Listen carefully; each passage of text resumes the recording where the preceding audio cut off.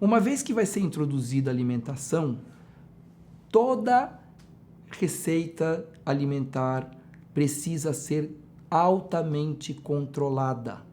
Quando a gente fala em alergia à proteína do leite de vaca, a gente imagina o leite. Existem remédios que têm traços de leite, existem shampoos, sabonetes que têm traços de leite. Sabe a mortadela, aquela que você compra, gostoso, né? Se você pegar aquela mortadela fatiada e vem os componentes dela naquele fatiado, não vem escrito lá que tem leite de vaca.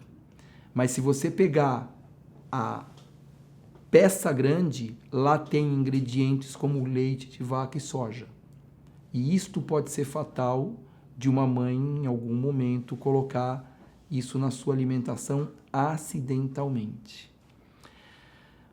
Uma mãe vai ter que ter realmente vontade, intenção, muito cuidado para manter o aleitamento materno, que é o melhor para o seu filho, e se sujeitar a não tomar o leite de vaca e seus derivados.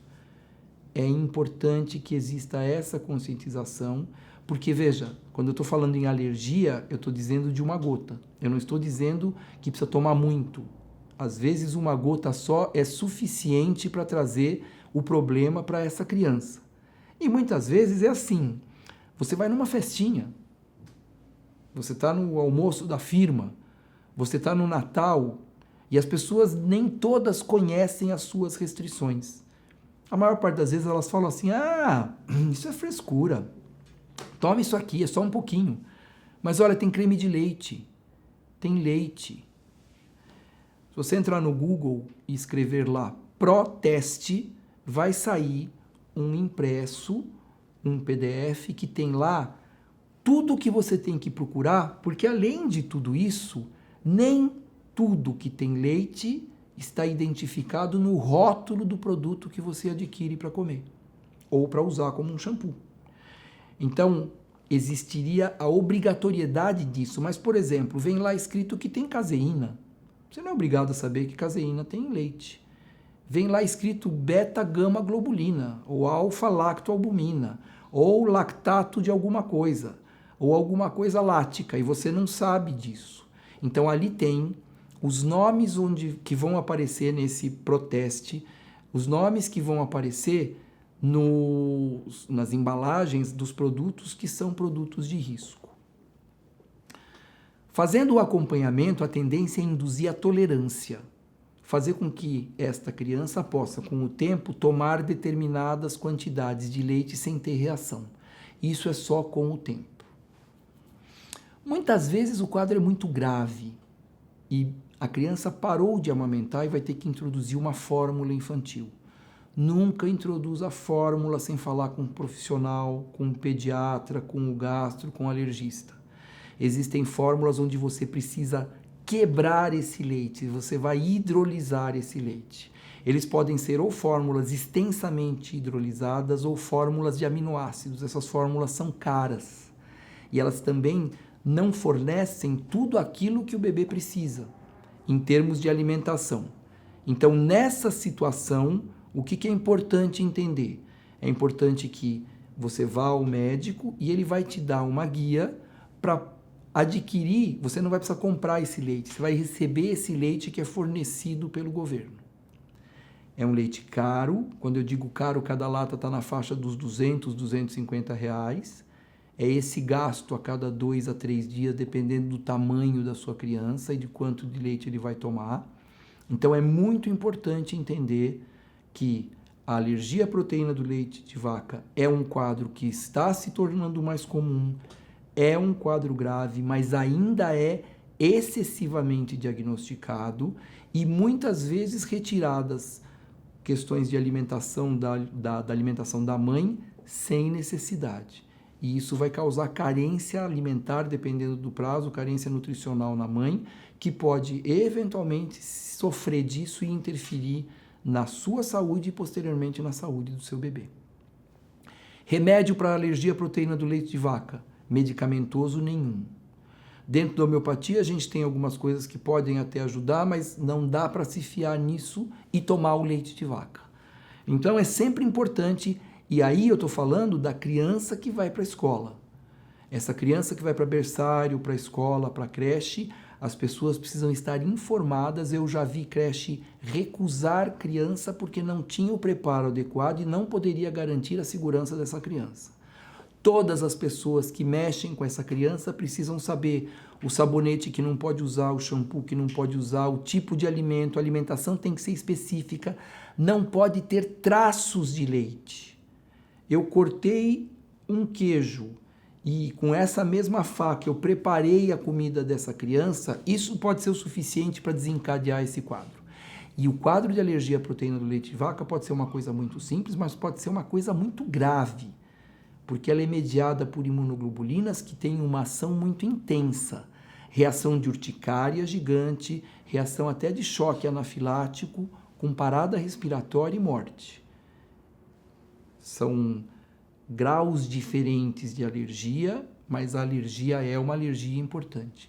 E ela é mais importante porque a gente não conhece onde que a gente está correndo risco.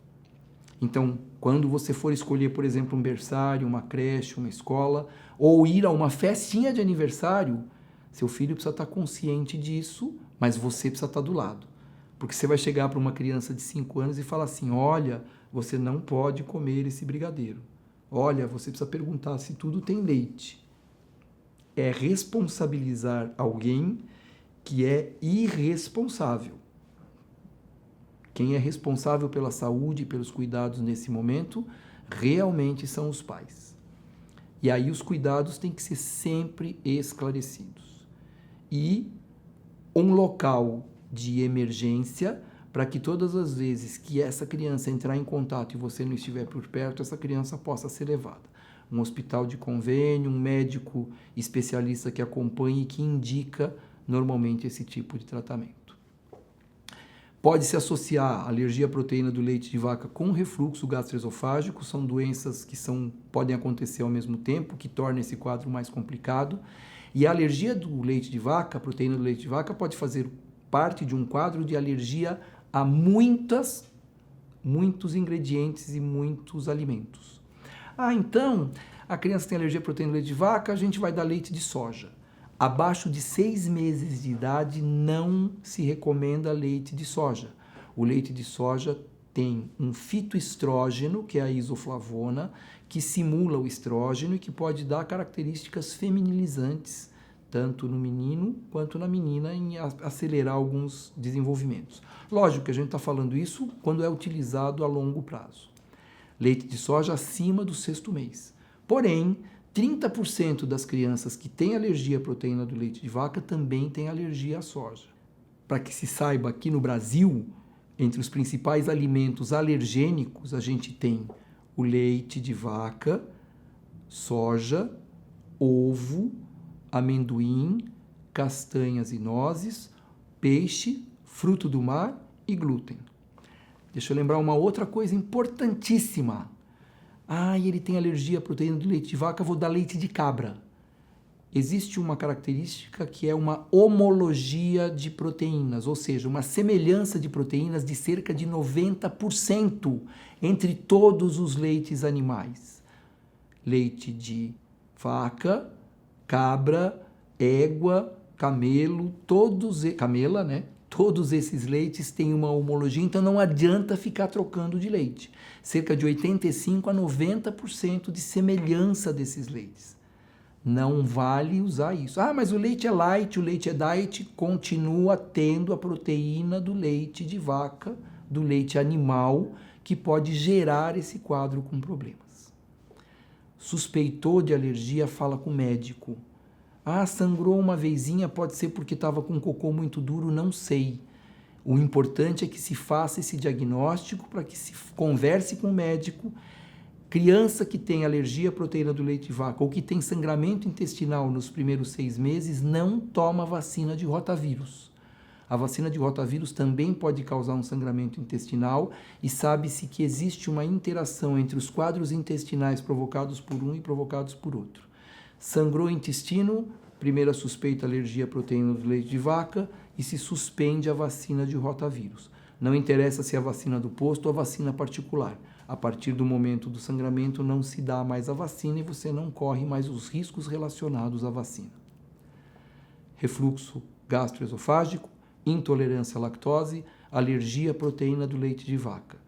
3 fantasmas que assombram todos os pesadelos de muitas mães e que a gente pode controlar, diagnosticar e fazer com que se passe por essa fase com o mínimo de transtorno possível.